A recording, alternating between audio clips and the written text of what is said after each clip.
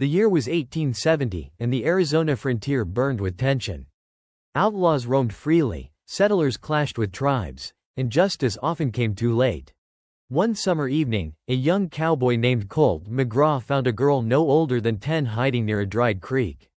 She was starving, her clothes torn, and fear shone in her dark eyes. She was Ayoka, an Apache child left behind after a raid.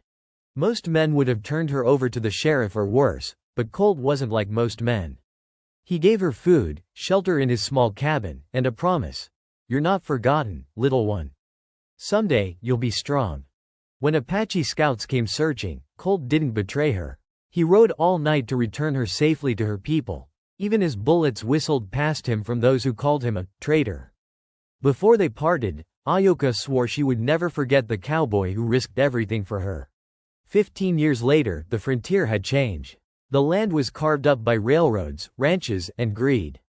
Colt, now older and weary, stood alone against a gang of mercenaries who sought to seize his land. Outnumbered, his rifle shook in his hands. Then, the horizon thundered. Horses, dozens of them.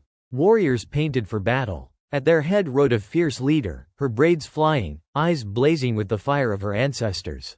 It was Ayoka, no longer a forgotten child, but a respected Apache warleader.